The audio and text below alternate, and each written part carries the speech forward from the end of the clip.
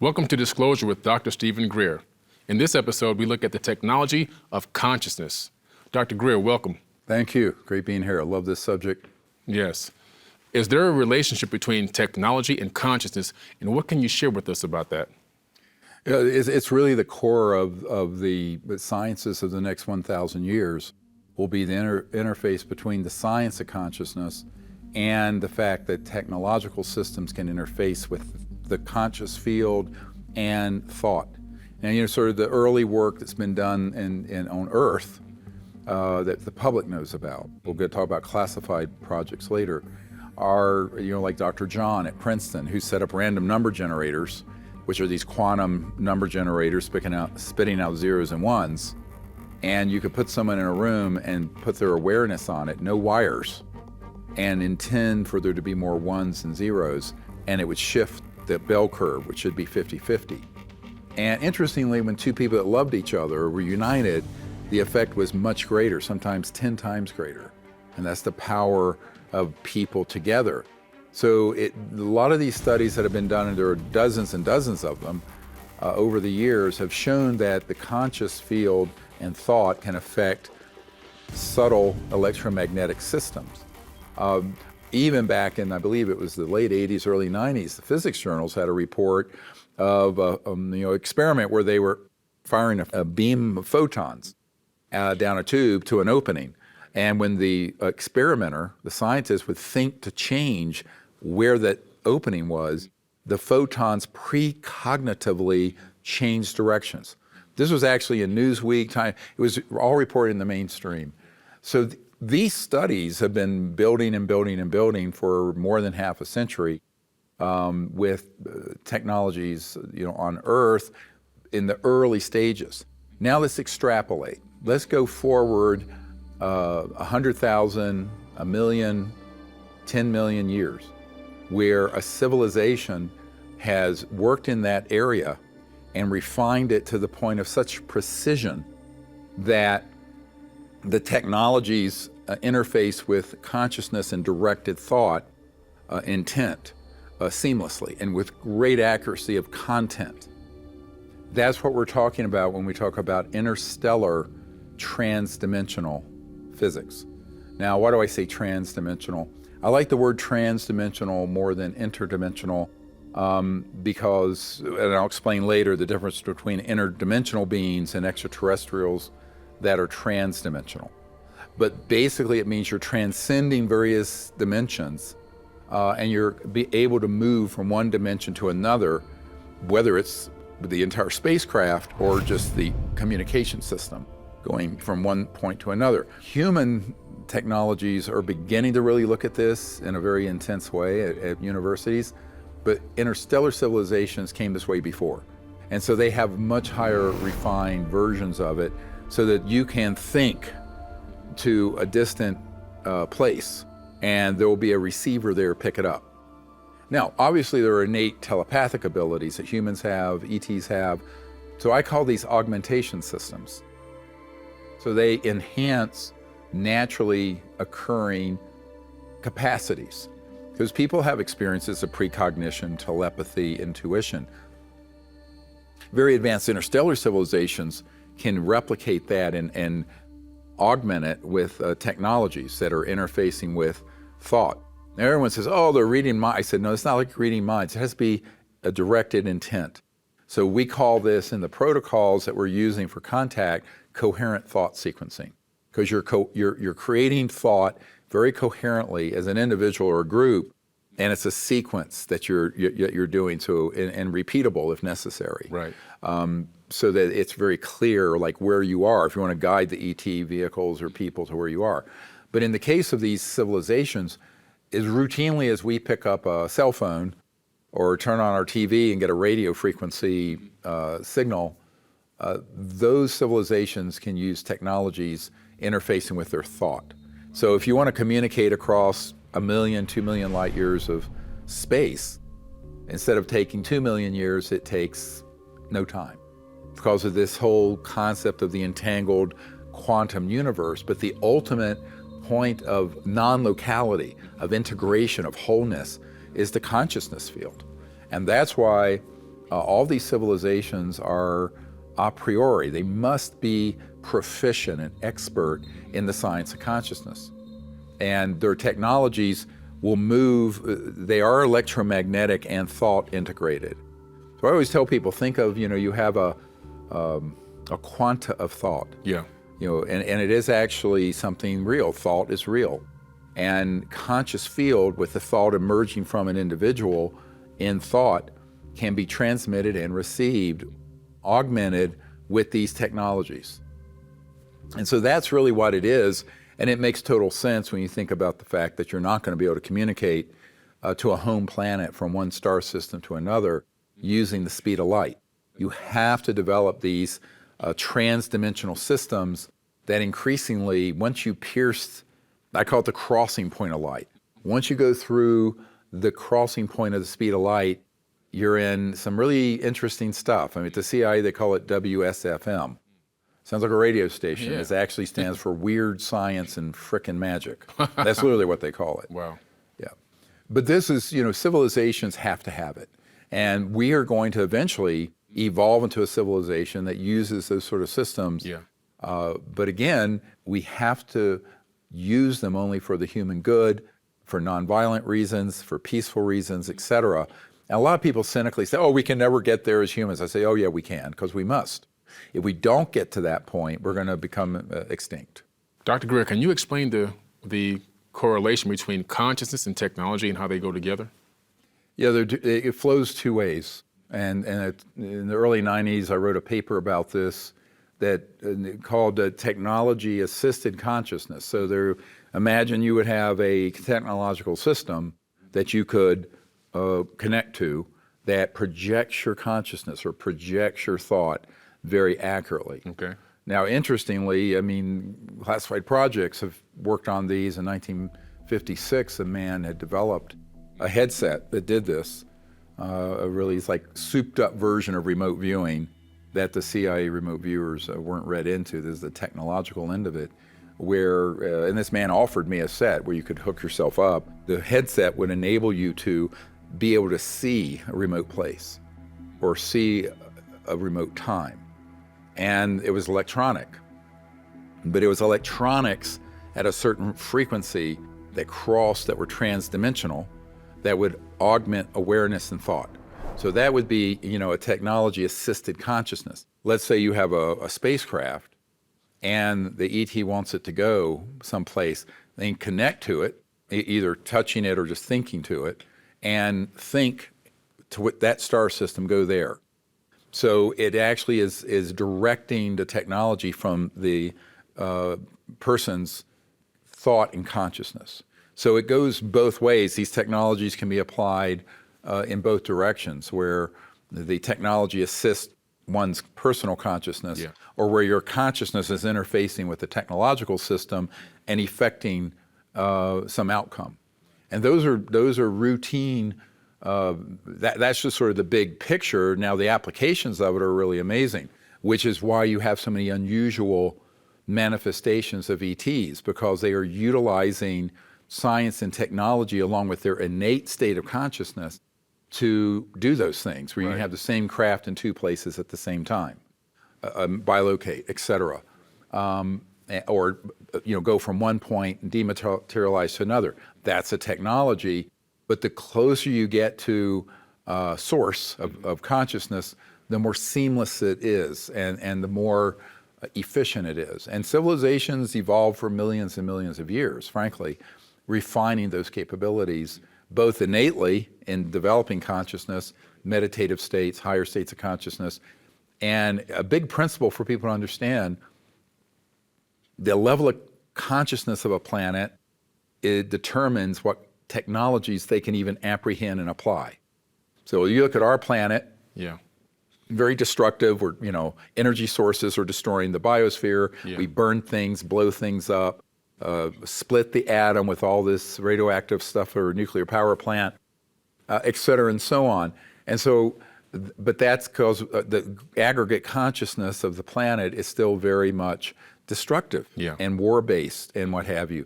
When civilizations advance, and we'll go through these different levels, yeah, they actually go into the ability because of their level of consciousness to apply technologies that are parallel to the state of awareness. And that's where you get into some really amazing extraterrestrial manifestations and events that happen that don't fit the scientific paradigm that we've been taught, because we basically have been in kindergarten for 100 years in science, and most of the really big breakthroughs in science have been withheld. And I think this is a big problem because, as I call this the lost century, there's a century of lost knowledge, evolution, but also scientific development, because, free energy and anti-gravity, all that was mastered by the mid-20th century. What's been withheld that people don't even think about, talk about, are these advanced technologies related to consciousness and biological living systems. So you have a lot of technologies that are extraterrestrial where they are a conscious nanobiology. And what that means is the systems, even the craft, are living and conscious, even though they're technological. So there's an integration of life force and biology and consciousness with a machine. Very, very advanced. How can we understand the phenomenon where the ETs and the UAPs appear to teleport or bilocate? Yeah, well, this is understanding now the plasticity of space-time. So we're always thinking of space as a line, but in reality, every point in space is connected to every other point of space, not in a line, but integrated non-locally, where it's within, like a hologram. So if you have an operating technology at that level, you can be two places at once, interestingly, or go from point A to B almost instantly. If you're going to be an ambassador from Earth to these civilizations, you kind of need to understand the entry level of this, because you're going to see some phenomenon that's very, very unusual, where an ET being or a craft can be there and in a nanosecond right in the field with you. There. And it's not moving in a straight line. And it's interesting, even some of the famous radar cases in the disclosure project, like the Japan Airlines case, that massive craft, that was ET, shaped kind of like a walnut, would be at one point and then, instantly would be on the other side. And it wasn't like it moved and you saw it move like this, like you see a jetliner. It would just be at point A and then point B. The way that happens is because they're utilizing technologies that are connecting to this non-local aspect of space and other dimensions, because these other dimensions aren't linear. And we're always thinking that everything has to obey Newtonian, straight line sort of things. But we're now in an era where the technologies are very well understood in classified projects that do this. And it has to do with, just a hint, very high voltage systems at certain frequencies and resonant vibrations.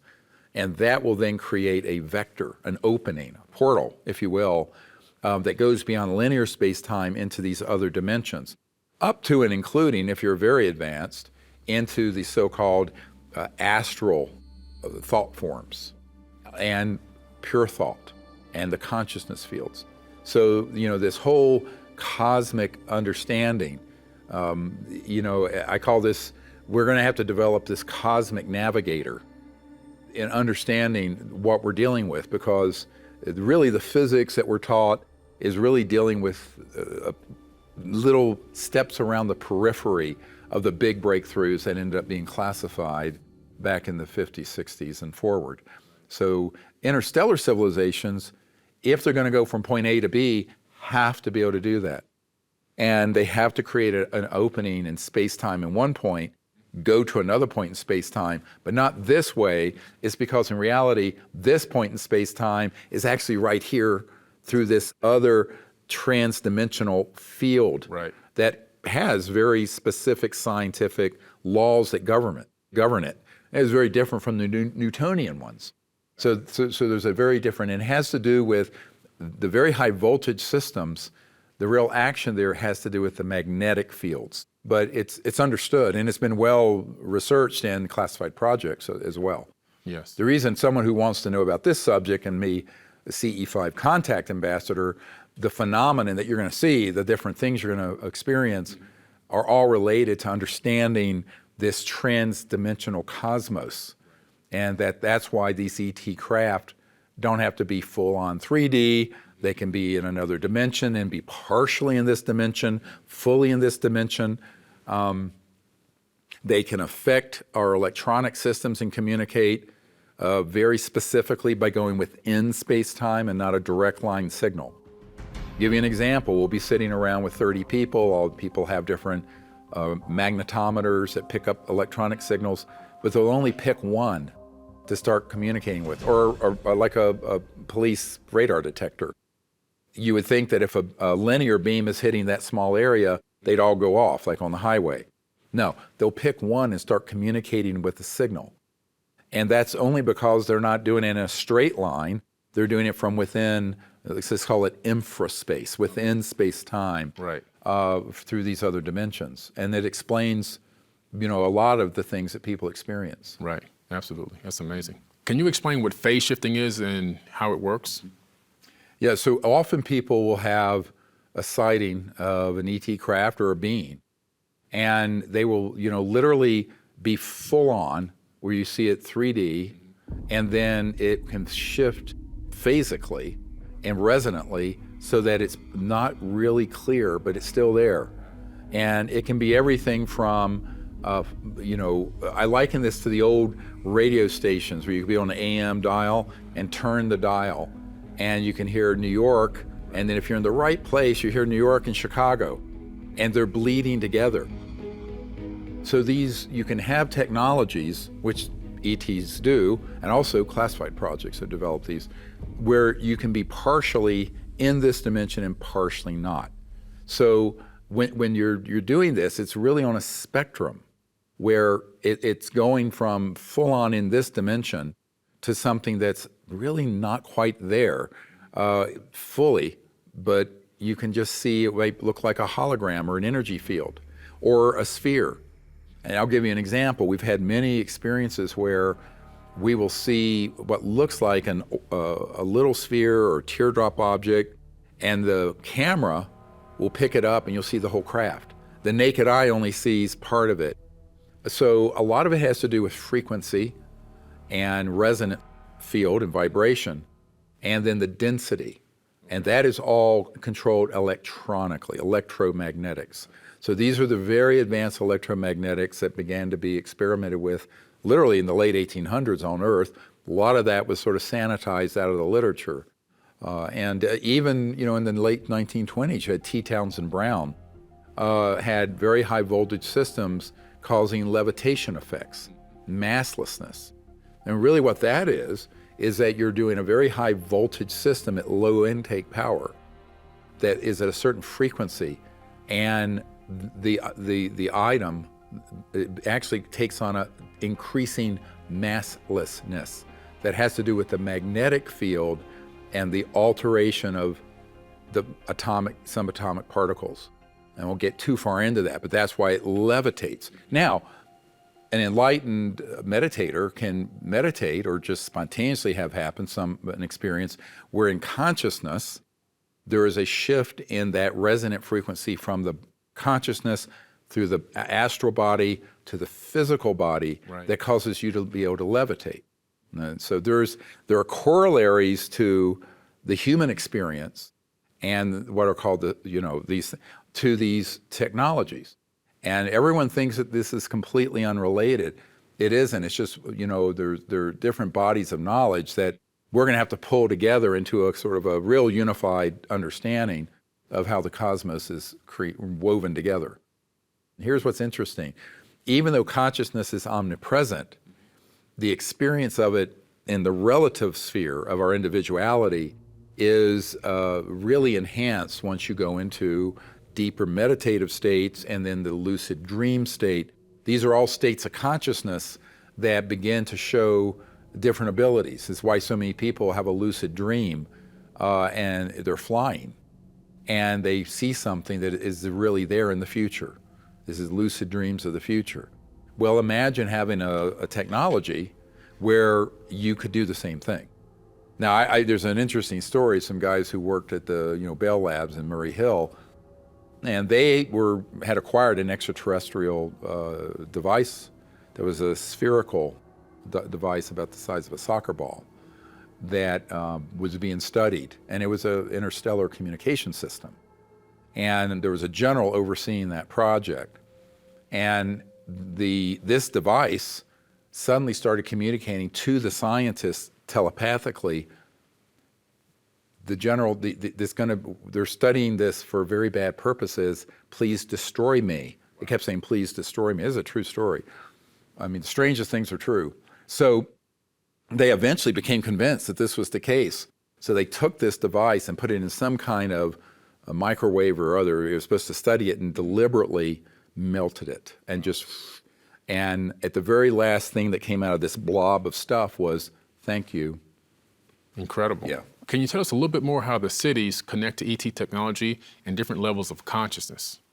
Yeah, so my own experience with this, I became a meditation teacher, and I was in this state of, we were meditating maybe 8 hours a day up in Livingston Manor up in New York. And one day I went outside the building to walk in the field, and I was just in a state of joy and bliss and happiness, and I levitated. So I lifted up, and then my monkey mind kicked in going, how is this happening? My intellect kicked in, and I just went. But it was a spontaneous levitation experience. But what it taught me was that there is a physics of the cities, and that this can be studied and then applied.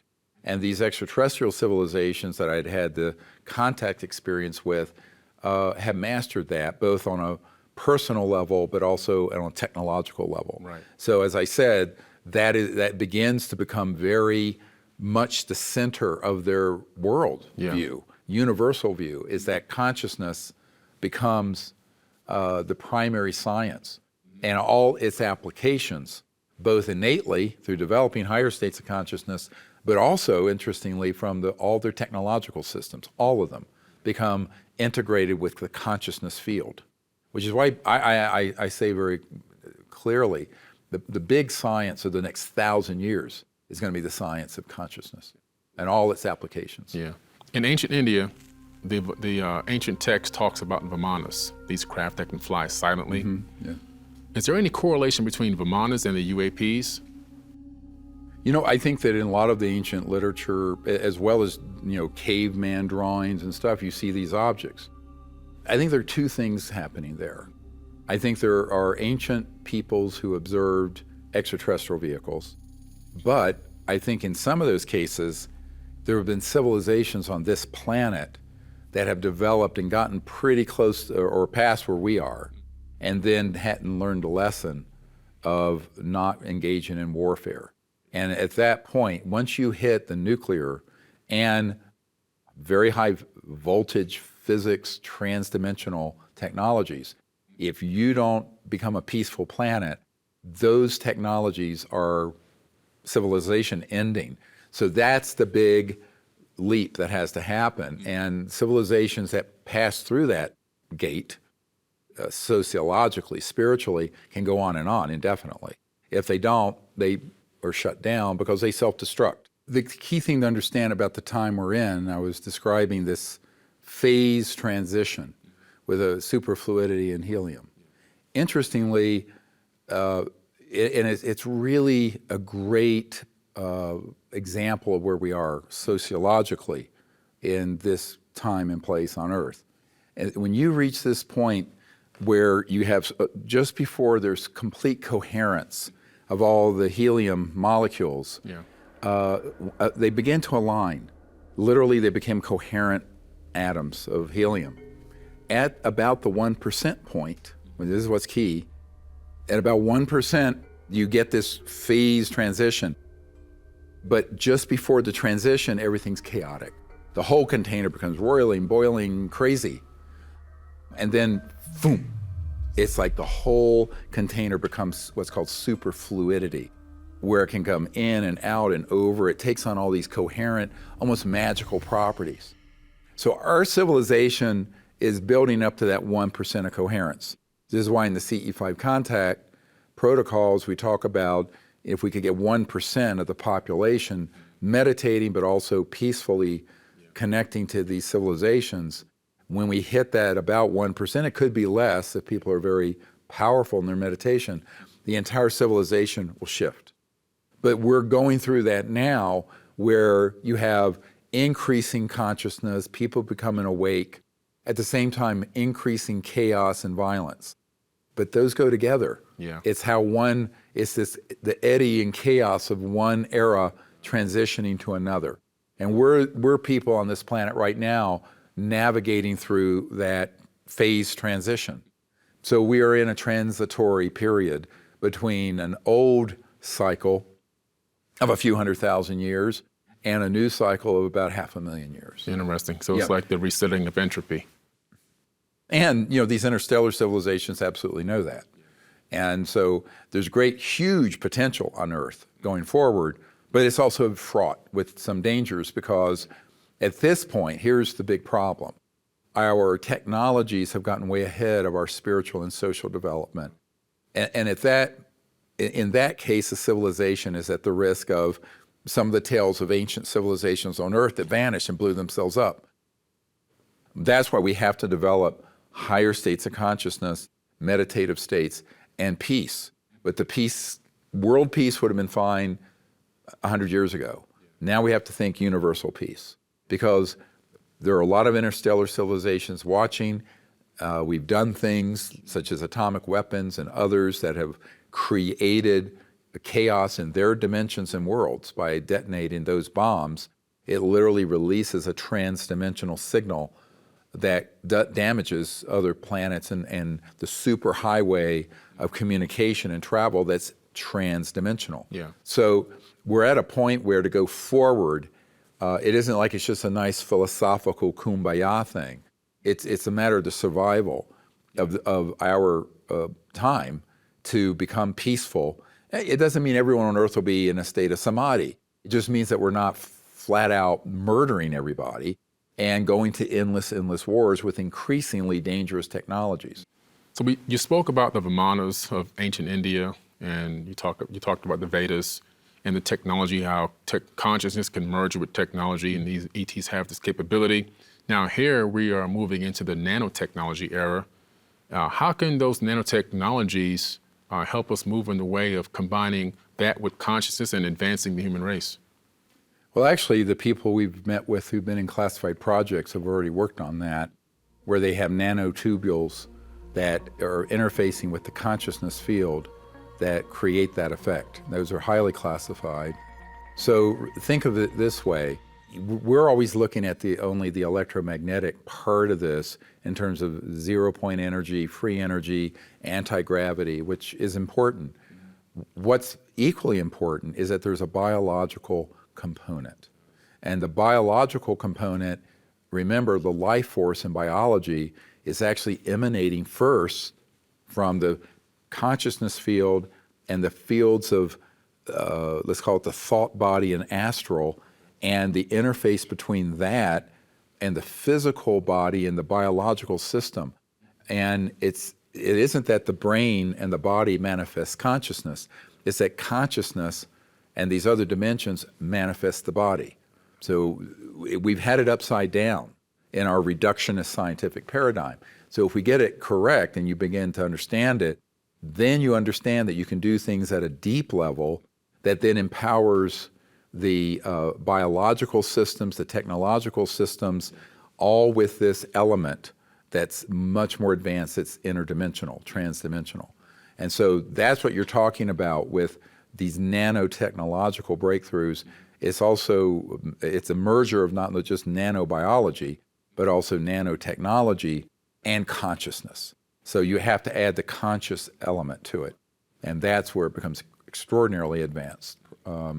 That's why a number of the people I've dealt with who've been at the retrieval sites of downed ET craft have said, the way they describe it is the beings, usually they're dead, but some are alive, but the craft itself is conscious and alive. And one of our witnesses who was on the Peruvian-Bolivian border when it was hit with a a directed energy weapon and crashed, he said that it was trying to heal itself, like, a time lapse of a cut on your skin, Right. where this machine was actually behaving in a biological, self-healing way. So you have this merger of life and nanobiology, technology, and the consciousness. The occupants of the craft are actually integrated with the craft. So this is a very full spectrum technology. And everyone's expectations is that the ET craft and beings are going to appear the way it does in a Steven Spielberg movie. Well, just put that out of your mind, because the truth of it is so much more beautiful and amazing and magical, and it's astonishing. It's never-ending fascination once you get up close and start doing CE5 contact. Mm-hmm. Excellent. I'm looking forward to it. Well, thank you, Dr. Greer. This was a great interview again. Thank you. My name is Billy Carson. Thank you for watching this episode of Disclosure with Dr. Stephen Greer.